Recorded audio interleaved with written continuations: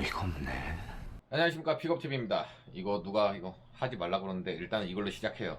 자, 제가 오늘은 어떤 얘기를 하고 싶어서 영상을 시작을 했냐면은 많은 분들이 어떤 차량을 구입하면은 그냥 진짜 데일리카로 출퇴근용으로 아니면 여행용으로 차량들을 많이 이용을 하시죠. 하지만 여기서 좀 더 진일보 하실 수도 있고 아니면은 좀 벗어날 수도 있고 이렇게 자동차 동호회에 가입을 해서 많은 정보를 얻고 활동을 하기도 합니다. 제가 운행하는 차량 렉스턴 스포츠 칸만 해도 동호회가 제가 운영하는 조그만 동호회도 있죠. 팀칸이라고. 그리고 제가 지금 최근에 활발하게 활동하는 퀴벡이라는 퀴벡이 그래도 좀 오래됐어요.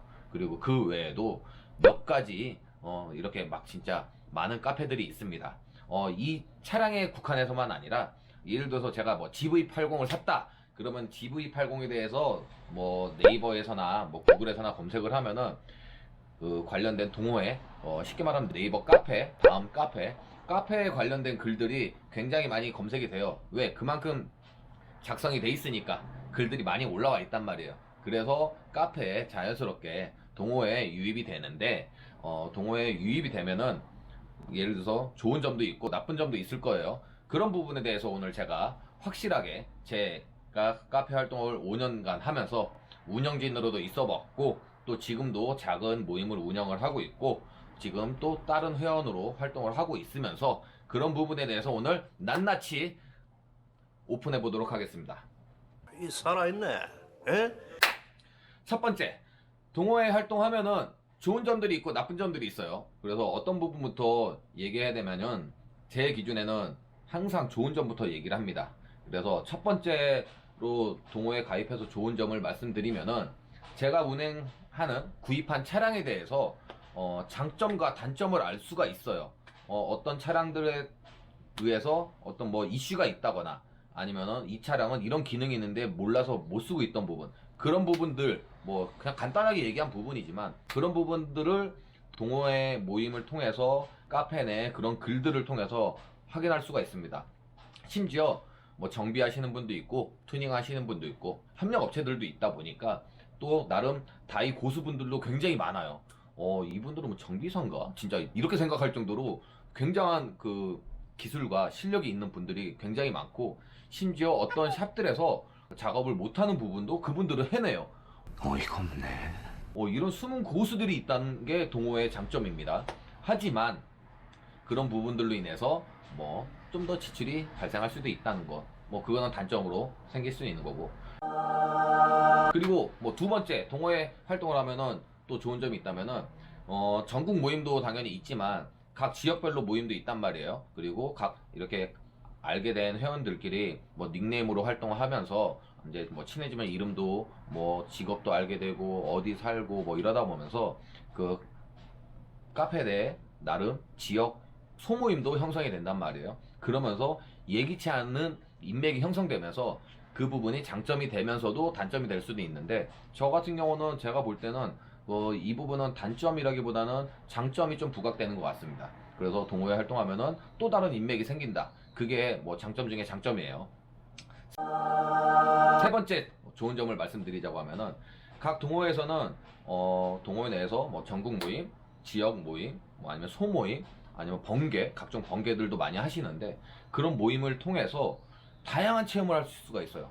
예를 들어서 저 같은 경우는 제가 구입한 차량 렉스턴 스포츠 칸을 딱 구입했을 때 저는 사실상 생계형이라고 하긴 뭐하지만 데일리카로 쓰면서도 진차로도 쓰고 진짜 그럴 목적으로 샀단 말이에요.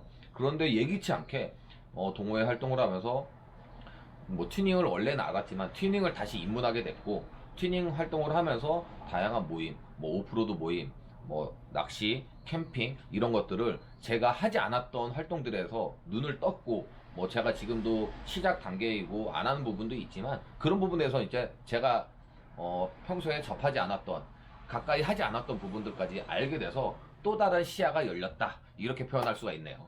그리고 네 번째, 각종 모임을 통해서 생각지도 않은 협찬에 의한 상품들, 용품들 이런 것도 받을 수가 있어요. 그래서 심지어 제가 그 과거에 그 운영을 했던, 제가 뭐 카페 주인은 아니었지만 매니저였단 말이에요. 그래서 그때 전국 정모를 했더니 전국 그 정기 모임을 첫 모임을 해봤는데, 뭐 카페장도 영업을 나름 했고 저도 영업을 했고, 뭐 전화로 부탁드립니다, 저희 모임 처음인데 좀 이렇게 좀 지원 좀 해주실 수 있으신지요, 강제가 아니라 부탁을 드렸고, 저는 뭐 그때 당시에 카페장 통해서 약간 강제적인 것도 진행을 했었고, 뭐 지금 생각하면 되게 기분이 안 좋고 그분들도 기분이 안 좋아서 뭐 어쨌든 그런 부분이 있었는데, 어쨌든 그런 부분을 통해서 협찬이 들어와요. 협찬이 들어오는데 일반 소모임 같은 경우는 소소한 상품들이 이렇게 협찬이 들어오고 그러는데, 큰 모임 같은 경우는, 전국 모임 같은 경우는 굉장합니다. 예를 들어서 제 차량 그때 동호회 같은 경우는 뭐 쇼바 리프트업 세트, 그리고 탑이 그 100 몇십만 원짜리 들어오고 뭐 등등 갖가지 제품들이 엄청 들어왔어요. 그래서 상품 가격만 그 업자 가격이 아닌, 도매가가 아닌 소비자 가격으로 제가 그 당시에 대충 계산을 해봤더니 협찬 금액만 한 3천만 원 정도? 말도 안 되는 금액의 상품이 들어왔단 말이에요. 그래서 당시에 모임을 하면서 각종 게임, 이벤트, 뭐 레크레이션을 통해 가지고 그날 뭐 이렇게 참석했던 회원분들, 가족분들, 아이들까지 해서 다양한 상품들을 이렇게 겟할 수 있었다. 뭐 이런 그 장점이 또 있고요. 그리고 다섯 번째, 동호회, 각종 동호회에는 카페를 운영하기 위해서는 회원들이 늘어나면 자연스럽게, 예를 들어 뭐 썬팅 블랙박스, 튜닝샵, 뭐 타이어 가게, 아니면 뭐 시트집, 뭐 이런 다양한 업체들, 그 튜닝 업체들 있잖아요, 애프터마켓. 그런 데서 협력 업체로 입점을 합니다. 당연히 뭐 돈 내고 입점을 해요. 그래서 그런 부분에 의해서 동호회 스티커를 붙이고 그 샵을 방문을 하면은 예기치 않은 또 할인을 받고 아니면 서비스를 받을 수가 있어요. 그런 면에서 동호회 활동을 하면은 굉장히 좋다는 게, 뭐 제가 한 5가지 정도로 좀 줄여봤습니다. 이제 여기서 방향을 전환을 해보겠습니다. 야, 팔이 꺼져.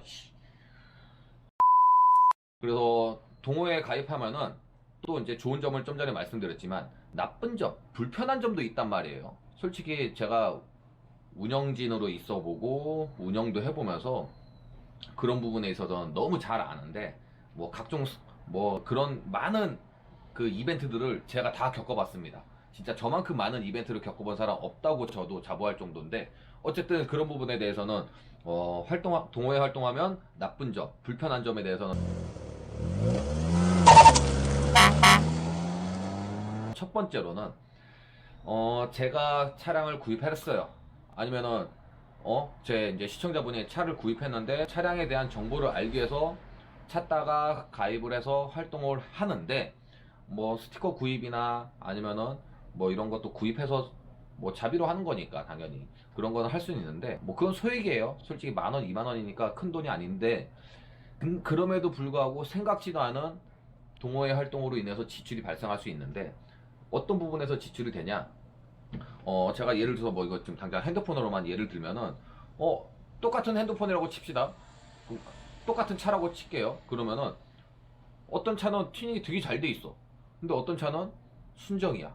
예를 들어 제 차가 순정이에요. 그러면 같이 모임을 나갔는데 이 차는 차에 뭐 오디오 튜닝하고, 뭐 우리 차 기준으로 리프트업하고 오프로드 세팅하고 롤바에 캠핑 장비, 루프탑 텐트, 어닝 하면서, 이 차는 몇 천만 원 썼는데 저는 1도 안 썼어. 2만 원 썼다. 스티커 붙였으니까. 동호회 가입했으니까 스티커 붙였을 거 아니에요.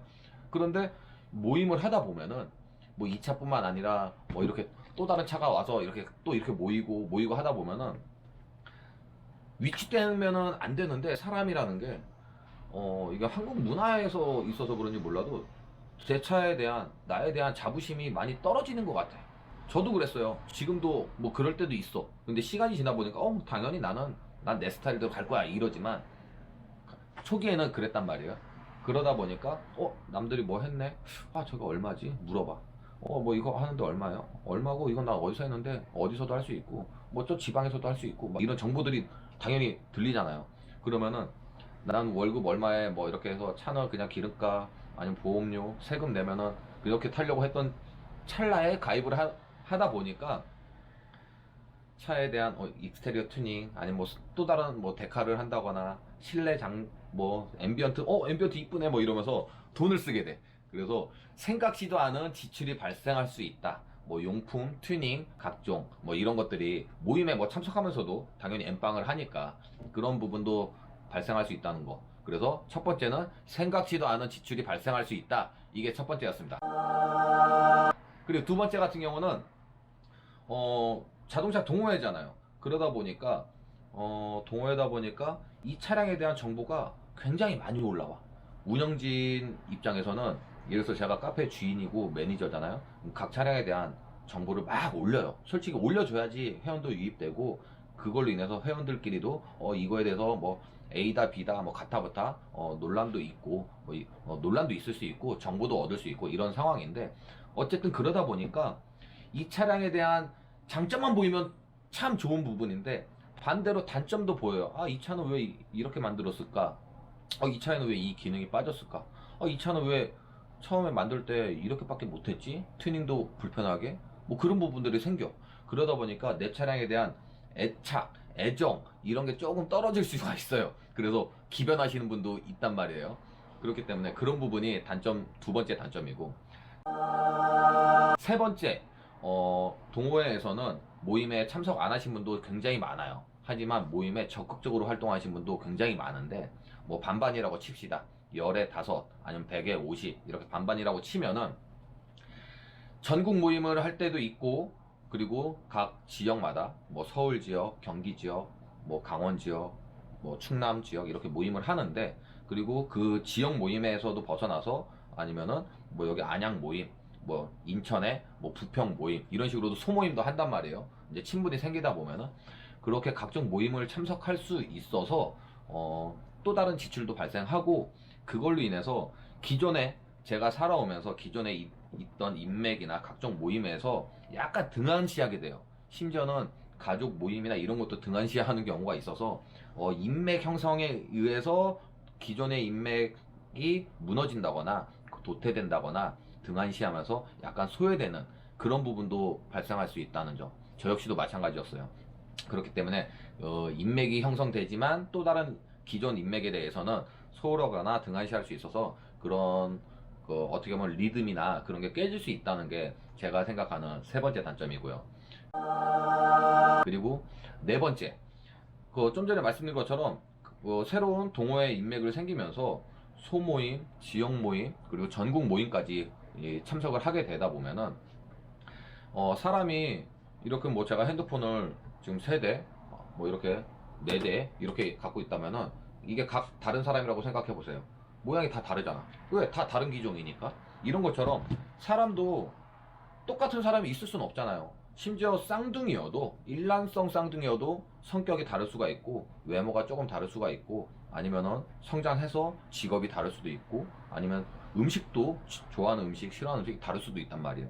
그렇기 때문에 수많은 사람들이 이 동호회라는 그 틀에서 이 카페 내 이 모임의 틀에서 만나다 보니까 진짜 생각지도 않은 별 일들이 많이 벌어집니다. 심지어 뭐 이건 뭐 예를 들자고 하면은 제가 과거에 모임에서 저희 자동차 모임인데 모임하고 나서 기분 나쁘다고 펜션 잡고 술 먹고 이런 상황이었는데 기분 나쁘다고 싸웠다고 술 먹고 간 적도 있어요. 차를 끌고.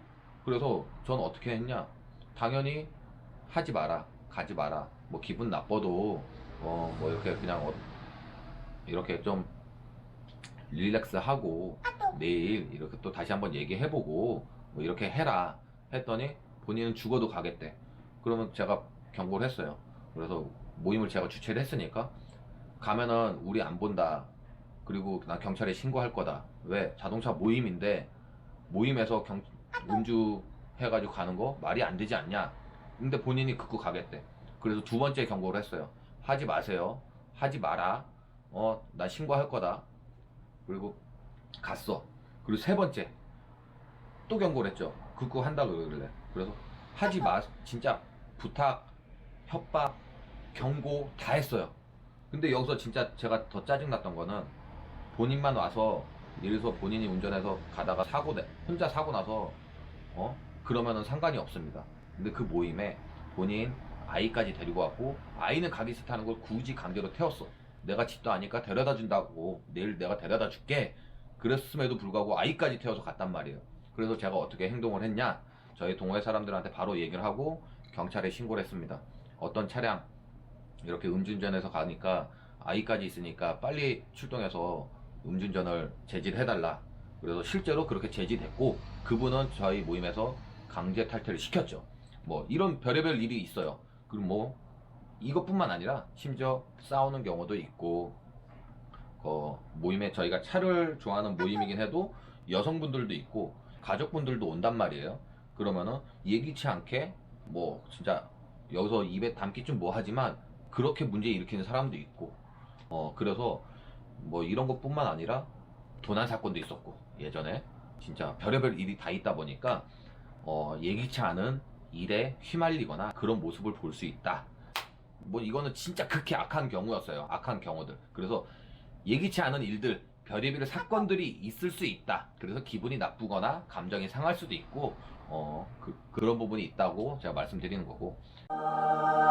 그리고 뭐 5번째, 동호회가 순수 동호회가 아닌 이상 이 금전적인 부분에서 문제가 발생해서 감전으로 넘어가는 경우도 있기 때문에 그런 부분도 어쨌든 뭐 어떤 모임도 마찬가지예요. 이 우리 동호회뿐만 아니라 뭐 제가 축구를 좋아하니까 축구 모임, 아니면 뭐 당구 모임, 그런 데서도 게임비라던가 아니면 회의 운영비가 왜 어떻게 써졌냐, 뭐 이런 부분들, 그런 걸로 인해서 감정이 발생하기도 있잖아요.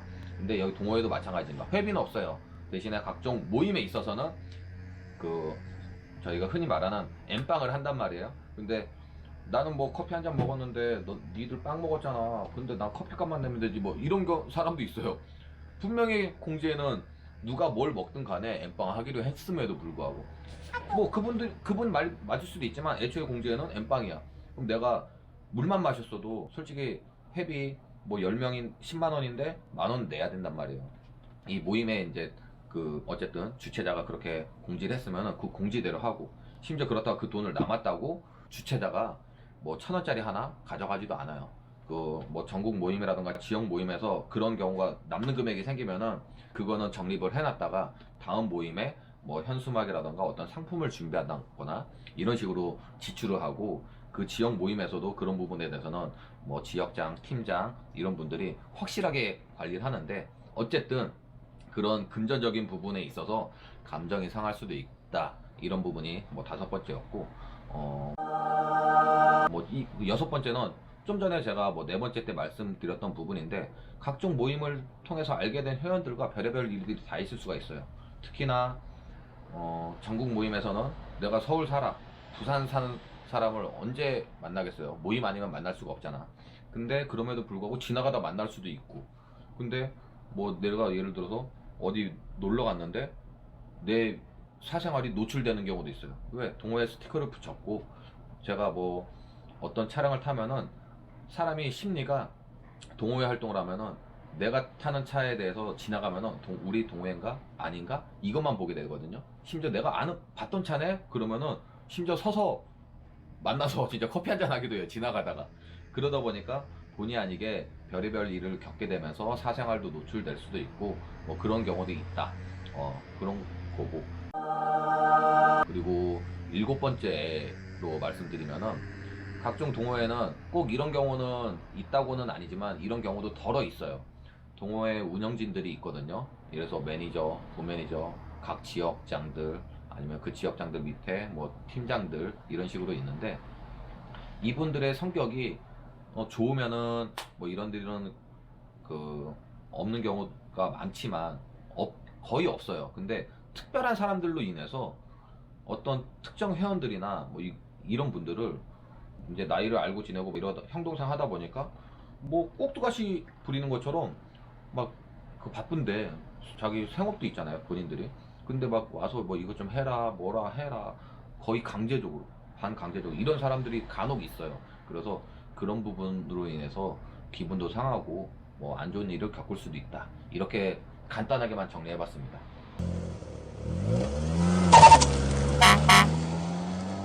제가 오늘은 이런 부분에 대해서 자동차 동호회 카페 이런 활동에 대해서 장점 몇 가지, 단점 몇 가지만 일단 정리를 해봐서 이렇게 말씀드려봤고요.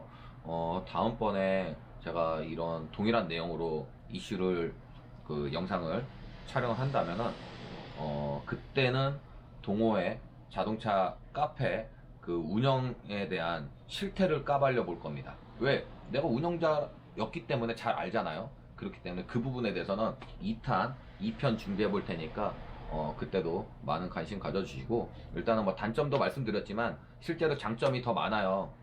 그렇기 때문에 단점만 제가 일부러 좀 더 말씀드려 본 거고, 장점은 이거 외에도 너무 많기 때문에 그런 부분은 그냥 일부 몇 가지만 말씀드려 봤고요.